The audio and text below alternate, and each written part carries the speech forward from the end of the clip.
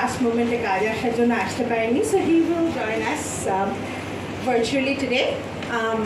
আর আমি শুরু করবো একটা প্রোগ্রাম ফ্লো দিয়ে। প্রথমে আমি অথরের একটা brief introduction, his works, this is his fourth book, first day at work, previous ওয়ার্কসের একটা শর্ট ডিসক্রিপশন দেবো। আমাদের মাঝখানে একটা কিছু বিশিষ্ট অতিথি আছে, তাদের একটা ইন্ট্রোডাকশন দিয়ে তারপর we will get into a panel discussion. So আজকে আমাদের মধ্যে লাইটটা অনেক লাইট ভিডিও করতে পারছি না। আজকে আমাদের মধ্যে আছে বিজয়লক্ষ্মী দি, বিজয়লক্ষ্মী বর্মন। পরিচয়ের কোনো আমরা মায়েদের যে একটা নাম আছে, মায়েদের যে একটা আইডেন্টিটি আছে, আমরা ইচ্ছে করে না করলেও ওই যে again this is the social pattern that we tend two forget it.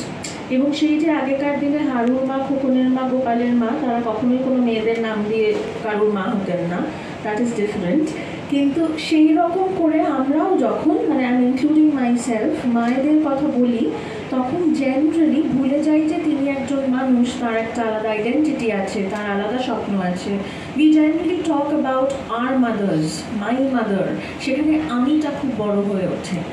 আমার এই বইটা ভীষণ ফ্যাসিনেটিং লেগেছে, ন্যারেটিভ স্টাইল এবং ক্রাফটিংটা, যেখানে বারবার করে থাকে না, যদি বা উপায় থাকে, তার অনেকগুলো শর্ত দেয় সমাজ। সেই সব শর্ত মেনে যদি তুমি ছকের বাইরে বেরোতে চাও, বেরোতে পারো, শর্ত না মানলে কিন্তু ইউ আর নট অ্যালাউড। তো এটা আমি দেখেছি, বারবার দেখেছি। যেমন হ্যাঁ, আমার খুব অল্প বয়সী বিয়ে হয়ে গিয়েছিল, সেটা সমাজের প্যাটার্নের জন্যেই। আমার খুব অল্প বয়সী বাবা মারা গিয়েছিলেন, ফলে সমস্ত আত্মীয় স্বজনরা ভীষণ চেপে ধরেছিলেন আমার মাকে। আমার মায়ের ইচ্ছে ছিল না, কিন্তু 2004 সাল, তখনও নিউজ চ্যানেল 24 ঘন্টার বাংলা নিউজ চ্যানেল হয়নি, একটি নিউজ চ্যানেলে ঢুকেছিলাম, সেটাও আমি 6 মাস করে ছেড়ে দিই। তারপরেই আমি যে অফিসে চাকরি করতাম তার ঠিক গ্রাউন্ড ফ্লোরে ব্ল্যাক ম্যাজিক মোশন পিকচার্সের অফিস ছিল, এবং সেইখানে আমি স্ক্রিপ্ট লিখতে ঢুকে যাই। এবং তারপরে আবার এই 2017 সালে একটি ওটিটি চ্যানেল, নাম করা ওটিটি চ্যানেল, 15টার নাম বলছে, সেখানেও আমি চাকরি করতে ঢুকেছিলাম।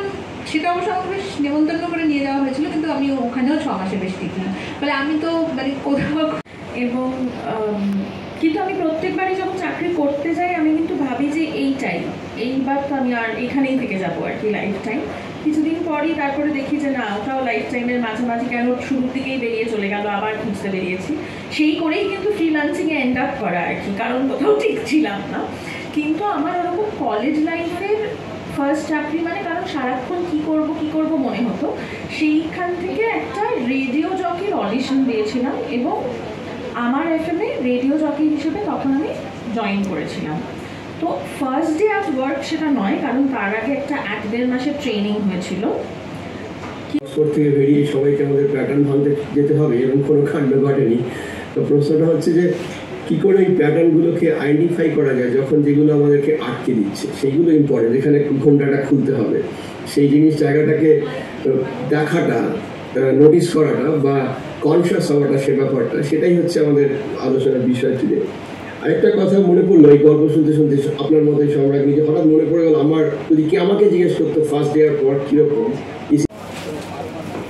সামনের দিকে, এদিকে, হ্যাঁ সামনের দিকে, এদিকে করুন। হ্যাঁ, ফার্স্ট ডে অ্যাট ওয়ার্ক।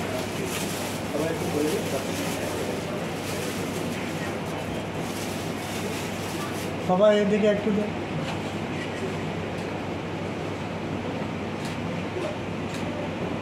কিন্তু বইটা ওয়ার্ক দেবাশিস বাবুর যে বইটা যে পরিপ্রেক্ষিতে লিখেছেন, আজকে শুধুটা রিলিজ হয়ে গেল, কি বলবেন? হ্যাঁ, কিন্তু এই যে বইটা রিলিজ হয়েছে, এটা সম্পর্কে তো আমরা কথা বলছিলাম। এখন বইটা নিয়েই তো প্রথম শুরু করেছিলাম বলতে, যে এই বইটা কী কী রেপ্রেজেন্ট করছে একটা সময়, এবং শুধু সময় নয়, একটা সময় আমার জন্য খুব এনলাইটেনিং ছিল। আর এরকম একটা পার্সোনাল এক্সপিরিয়েন্সকে আনরাভেল করতে করতে গেছে, এবং তার সঙ্গে সঙ্গে এমন অনেক কিছু ছোটো ছোটো অ্যানেকডোটস আছে যেটা খুব ইন্টারেস্টিং করে তুলেছিল।